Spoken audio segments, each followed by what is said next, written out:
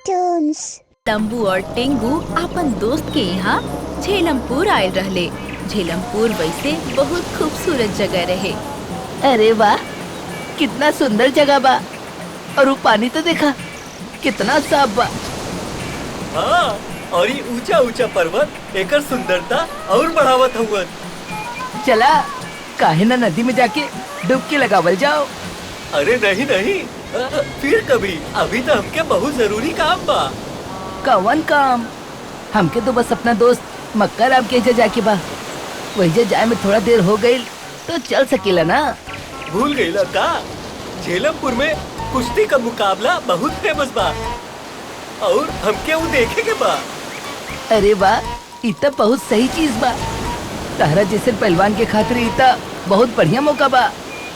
अरे नहीं भाई, हम कहाँ कुश्ती लड़े वाला बाड़ी। हम तो बस देख के मुकाबले के मजा ले। चलो जल्दी, अब हम लोगन के लेट होता। झेलमपुर मशहूर रहे कुश्ती के मुकाबला खातिर और आज के दिन झेलमपुर में कुश्ती के मुकाबला शुरू होके वाला रहे, जहाँ किशन लाल अपन टैलेंट से सबके चकित कइल जात रहे। किशन लाल, किशन लाल, किशन लाल, किशन लाल। और आज के मुकाबला बा किशन लाल और चंगत राम के बीच। ये देखी, अब वही चंगत राम पैर में पैर डाल के किशन लाल के गिरावा ताड़े। ये किशन लाल धड़ाम से गिरा वाला बाड़े, लेकिन ई का किशन लाल मरले पटकी और चंगत राम के ले अपना कंधा के ऊपर। किशन लाल, किशन लाल, किशन लाल, किशन लाल। हम क्यों उतारा? अरे क्यों हमरे के उतारा? किशन लाल हमरे के उतार दा। और केहू के हमरे साथ लड़े के बा। आवा हमरे साथ कुश्ती के मुकाबला करो। ई चंगत राम के तो हम अभी मजा चिखाइला। और ऐसन कह के किशन लाल चंगत राम के धड़ाम से नीचे गिरा देलस। हाय हाय हमार कमर, इस सारा दुनिया गोल गोल काहे घूम रहल बा। और केहू हमसे मुकाबला करे चाहला? आवा आगे आवा।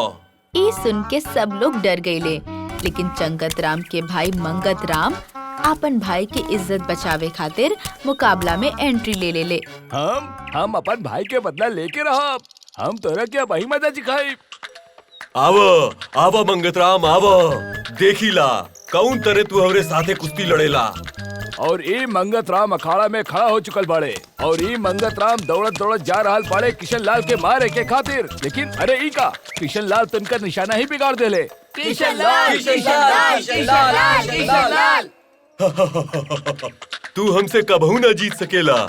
तू ही का हमरे सामने केहू न टिक सकेला। और ऐसन कह के किशन लाल झटक से जाके मंगत राम के ऊपर छलांग लगैलस और ओकरा भी जोर से पटक देलस। अरे अरे अरे हमार सारा हड्डी टूट गइल बा। केहू हमरा के बचावा, हमरा के हॉस्पिटल लेके चला। देखला मंगत राम और चंगत राम दोनों के हम कैसे धूल चटौली। केहू हमरे सामने ना टिक सकेला। जल्दी आवा, कोई हो माइकल लाल जे हमरे संगे पंगा लेवे चाहता। अरे अरे ई देखा, ई का सबसे शक्तिशाली पहलवान लंबू भी यही जाइल बा। किशन लाल के तक केवल लंबू ही हरा सकेला। किशन लाल के घमंड अगर उतारे के बाद अब लंबू के किशन लाल के साथे कुश्ती करे के चाहिए। झेलमपुर में भी टिंगू के चतुराई और लंबू के ताकत के सिक्का चलत रहे और लोग उनका के जानत रहले। लेकिन किशन पहलवान के भी वो दोनों के ताकत के और दिमाग के इम्तिहान लेवे के रहे। यही से वो लंबू पहलवान के कुश्ती के नेवता देलस। अरे वाह लंबू, तू भी यही जा बड़ो। अगर हिम्मत बा तो हमरे संगे लड़े आजा। देखल जाए कौन सच्चा खिलाड़ी बा। अरे ना भाई, हम तो केवल मुकाबला देखे आयल बड़ी। हमके तोहरे संगे कुश्ती करे का कौनो इंटरेस्ट नहीं खे। अरे देख ला गाँव वालन, ये लंबू हमसे डर गईल। देखो ये लंबू पहलवान भी हमसे डरा था। हमसे ज्यादा शक्तिशाली अभी दुनिया में केहू नहीं खे। अरे किशन लाल, तोहार घमंड तो उतारे के ही पड़ी। लंबू तू जा अखाड़ा में। सभी लोग के बहुत जबरदस्ती के बाद आखिरकार लंबू ओकर न्योता स्वीकार कर लेलस और अखाड़ा में छलांग लगैलस। जैसे ही अखाड़ा में लंबू किशन पहलवान के सामने आयल, लंबू एकदम धोबी पछाड़ दांव खेलस। ऊ जाके किशन लाल के पैर ही खींच लेलस। ई वजह से किशन लाल एकदम से पीछे हट गई। का किशन लाल डर गई ला? हम डरली ना, तू रुको, हम तो के अभी मजा चखाइला। ऐसन कह के किशन लाल जोर से लंबू के तरफ दौड़ के आयल। लंबू ओकरा एक झटका में उठा के पटक देलस। अरे लंबू तू जीत गईला, भाई लोग ताली बजावा। किशन लाल हार गया। किशन लाल के घमंड के ता एक न एक दिन टूटे के ही रहल। किशन लाल पहलवान हार गईल। सब लोग हंसे लगले। सबके ओकरा पे हंसत देख के किशन लाल पहलवान के गुस्सा आयल। टिंगू भी ओकरा ऊपर हंसत रहे। टिंगू के ऊपर तक किशन लाल के ज्यादा गुस्सा आयल। यही से टिंगू की ओर देख के किशन लाल दहाड़ लगैलस। अगर हिम्मत बा तो आवो अखाड़े में और हमके हरा के दिखावो। किशन लाल पहलवान टिंगू के ललकर ले। लंबू टेंशन में आ गई। टिंगू ठहरल पतला सा, आज तक वो कभी भी कुश्ती के मुकाबला लड़ले ना रहे और वो इतना शक्तिशाली भी ना रहे। लेकिन ई बात किशन पहलवान के बताई कैसे? लेकिन हमनी सब तक जाने नी कि टिंगू ठहरल अकलमंद। ओकरा किशन पहलवान के कमजोरी पता रहे। किशन पहलवान के कमजोरी रहे गुदगुदी। वो तुरंत किशन लाल के दहाड़ के स्वीकार कैलस।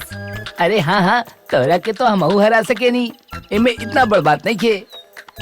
अरे डिंगू ना, तोहे नहीं पता, ई बहुत बलशाली बा। बहुत ताकत लगल हमके एके हरावे में। लंबू हमार भाई अब एक घमंड के तोड़े के वक्त आ गइल बा। अरे टिंगू, लेकिन तू तो बहुत दुबला पतला बाड़ा। तू ई कैसे करबा? वो बहुत ज्यादा शक्तिशाली बा। हाँ हाँ, आचक शक्ति के पोचक प्रयोग करे के कौनो जरूरत नहीं खे। हम सबके पता बा ई किशन लाल के आह्वान के तोके स्वीकार करे के कौनो जरूरत नहीं खे। समझ गई लो ना? रुक जाए सब लोग, अब भाई हम किशन लाल के मजा चखावतानी। ऐसन कह के टिंगू अखाड़ा में चल गई। जैसे ही किशन लाल ओकरा तरफ दौड़ के आयल, वो तुरंत ओकरा के गुदगुदी करे लागल। अरे अरे ई का करत अड़? अरे ई का करत अड़? अरे मत कर, हमके छोड़ दो, मत कर, गुदगुदी मत कर। काहे, कैसन लग रहा बा?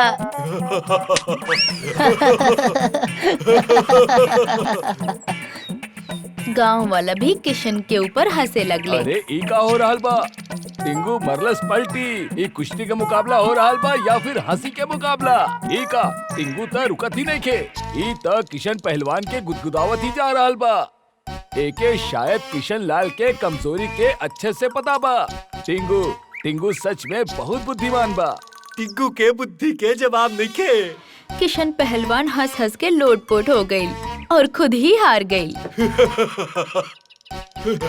हमके छोड़ दो, हम हार गईली। हमके छोड़ दो, हम हार गईली। सब लोग टिंगू के अपन कंधा पे बिठा ले और जोर जोर से नाचे लगले।